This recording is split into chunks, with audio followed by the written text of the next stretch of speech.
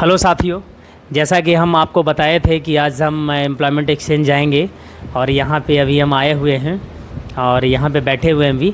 अभी हम नियोजन पदाधिकारी से भी स्टेटमेंट उनसे भी पूछेंगे कि मैम आप भी थोड़ा बच्चों के लिए जानकारी दीजिए कि आप लोग क्या है आपका थिंक है बच्चों के प्रति, ऑन रोल जॉब के प्रति, क्योंकि हमारी लगातार कोशिश है और मुहिम चल रही है कि हम जो भी कैंपस ड्राइव हम अपने यहाँ कराएं तो वो ऑन रोल की जॉब हो। तो आज मेरे पास अभी बैठे हुए हैं, इनका नाम है सिब्बल सर। ये एनसीएस का रिप्रेजेंटेटिव हैं और एनसीएस का सारा जो आप पता होगा, आपको कभी कैंपस ड्राइव आपने किया होगा गवर्नमेंट के थ्रू, तो उसमें आपने देखा होगा कि एनसीएस पे रजिस्ट्रेशन मस्ट होती है। विदाउट एनसीएस आईडी का आप वहाँ पे एंट्री नहीं कर सकते हो। तो वही एनसीएस के लिए तो हम सर से भी डिटेल बात करेंगे और आपको दिखाएंगे भी कि अभी हम लोग एम्प्लॉयर का जो कंपनी आने वाली है उसको कैसे हम लोग वेरीफाई करते हैं, और वेरीफाई करने के बाद हम लोग कॉलेज में बुला रहे हैं। तो जल्द आप लोगों के लिए हम एक कैंपस ड्राइव, बड़ा कैंपस ड्राइव कराने वाले हैं और ऑन रोल के लिए रहेगा। आप जब तक चाहो जब तक काम करो, वो तुम्हारे मर्ज़ी के अनुसार होगा और सैलरी भी काफ़ी अच्छी होगी। तो सारा चीज़ भी हम क्लियर करेंगे। तो सर से अभी हम बात करेंगे। सर थोड़ा सा आप बच्चों को बताइए। बेसिकली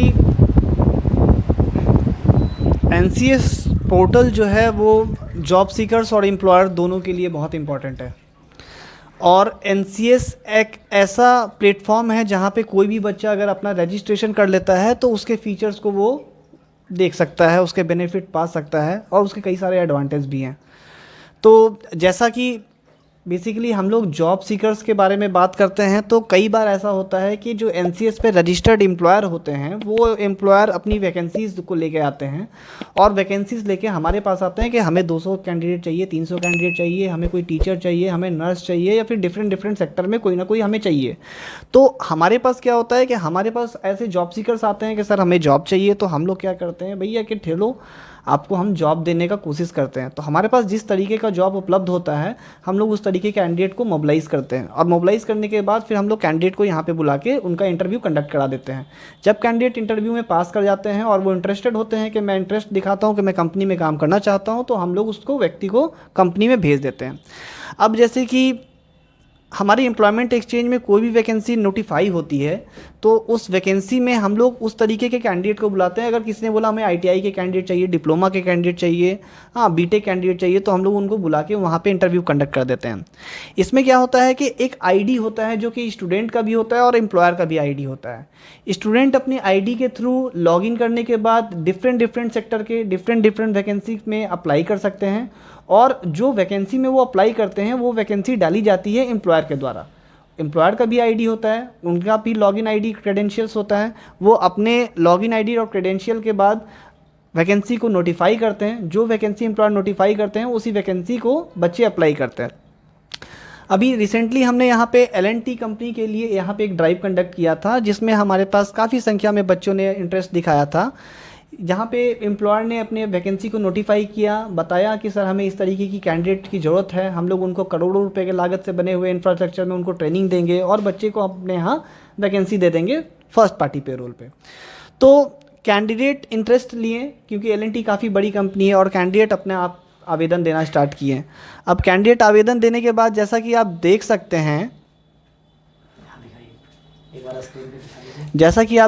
हैं, कि हमारे पास इस तरीके से कैंडिडेट पार्टिसिपेट करते हैं और कैंडिडेट का पूरा डेटा आता है हमारे पास और उसके बाद ये डेटा पे एल&टी कंपनी जो है वो कंटिन्यू कॉल करना स्टार्ट कर देती है।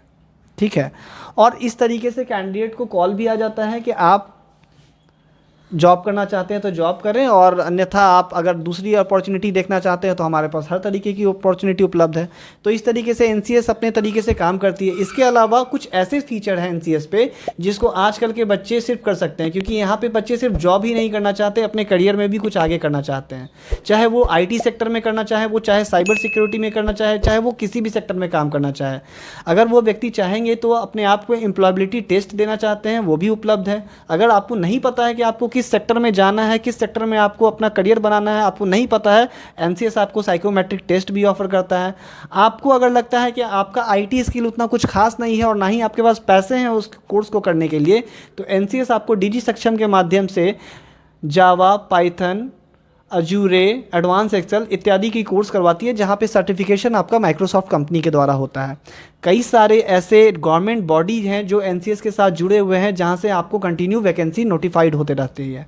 इसके अलावा हमारे पास ओवरसीज़ मार्केट के लिए काफ़ी सारे काम हैं, जो अनेक मिडिल ईस्ट हो गया या फिर अनेक देश हो गए जहाँ पे मैन पावर चाहिए, और वो ऐसे व्यक्ति को चाहते हैं जिनके पास थोड़ा सा टेक्निकल जो साउंड हो, और बच्चे जो एनसीएस पर रजिस्टर्ड होते हैं वो चाहें तो ओवरसीज़ मार्केट के लिए भी अप्लाई कर सकते हैं। हमारे विभाग की ओर से पीडीओटी की ट्रेनिंग की व्यवस्था है। जो व्यक्ति ओवरसीज़ मार्केट में जाते हैं वो पीडीओटी में ट्रेनिंग करने के बाद कहीं पे भी अपना करियर बना सकते हैं, अगर उनमें जॉब करने का जज्बा हो तो इस तरीके से देखा जा सकता है कि सरकार अपने माध्यम से जॉब सीकर्स के लिए, एम्प्लॉयर्स के लिए एक ऐसा प्लेटफॉर्म तैयार कर रही है, जिस प्लेटफॉर्म के माध्यम से हमें अपना विकसित बिहार, विकसित भारत बनाने में मदद मिल रही है। इसके साथ ही धन्यवाद। चलिए, बहुत अच्छा। अभी देखिए, जो सिवल सर ने बता रहा था आपको कि हर सेक्टर में जॉब उपलब्ध होते हैं, इसके लिए आपको क्या करना होगा कि NCID आप लोग बना लीजिए।